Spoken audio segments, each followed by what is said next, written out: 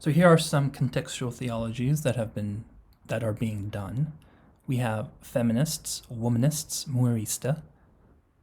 These are theologies that come from the perspective of women reacting against and opposing patriarchy.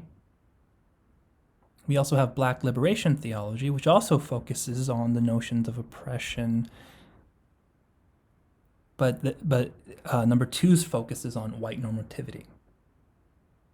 We have Minjung theology, which comes from South Korea, and the notion of reacting against oppression and this idea that of Jesus being identified with the people. We have Native American theology, which seeks to compare and parallel some of Native American spirituality with Christian spirituality. We have post-colonial theology, which similarly seeks to decolonize some of, say, the languages that we use in theology, some of the concepts that we use, some of our interpretive strategies, recognizing that many of it has been influenced by colonialism, imperialism, in order to benefit the powerful. Post-colonial seeks to understand theology from the margins or from the oppressed. And surprisingly, we also have Pentecostal theology, which is Pentecostalism is the fastest growing Christian denomination in the world. And interestingly enough, Pentecostal theology starts from the bottom and the felt experiences of people at the bottom and experiences rather than clergy-centered structural Christianity. So these are some of the issues that are very important in how we do and understand contextual theology. And so if I can introduce to you some of the work that's been done. We have James Cone, who recently passed away just a few years ago. He talks about a Black theology of liberation, which is theology from the perspective of Blackness. And Blackness does not necessarily mean African American, but Blackness as a symbol, as a metaphor for this idea of oppression against the oppressiveness of whiteness, which is a kind of perspective of being at the center, of being at the top of the hierarchy. And it seeks a kind of liberation associating Jesus with Blackness. And maybe you've heard the term Jesus is Black. And the way I interpret that is Jesus is not literally Black. If by Blackness we mean African American, but Jesus is Black in that he was oppressed. And we have Jung Young Lee's book Marginality, which we got the term of theology as autobiographical. And his theology comes from an Asian American perspective that is neither a part of that does not either belong in one category or the other, but it's kind of an in-between category. And this is really particularly important because, especially in the United States, our race dialogue tends to be between Black and white.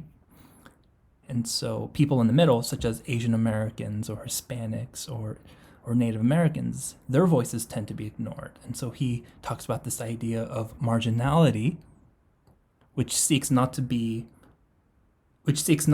in the majority or the minority, but both at the same time. And some of the creative potentials and possibilities that may emerge by being in that space. We have Gonzalez's Mañana, which is a Hispanic perspective to theology. And similarly, it's a theology from a Hispanic perspective, seeking liberation from oppressors.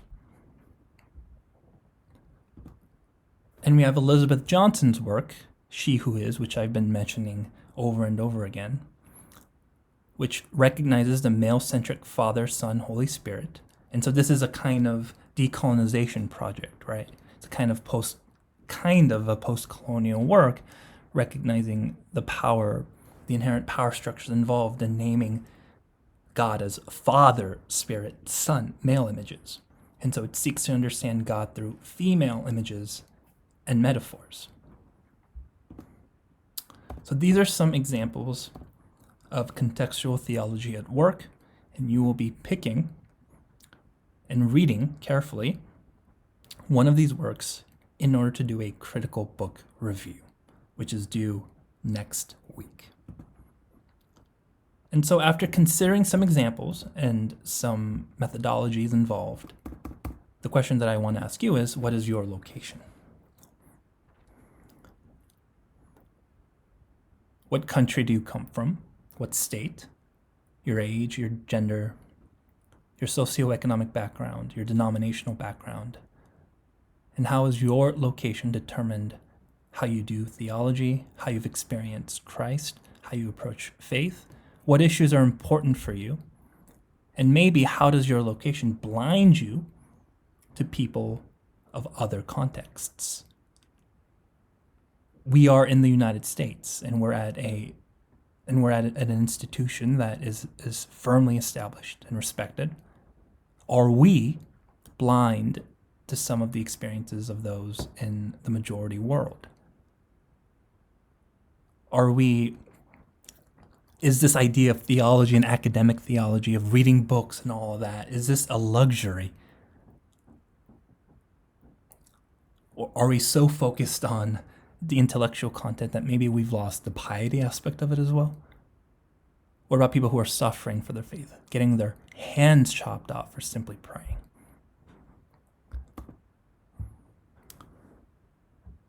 I want to give you some examples of contextual theology applied. Here we have a painting called Black Jesus. And let's see, how do you think this represents someone coming from a Black context?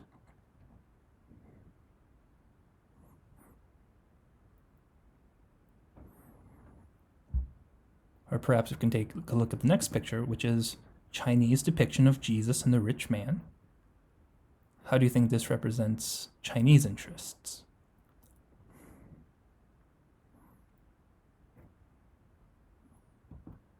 So once again, I want to ask a question. What is your location?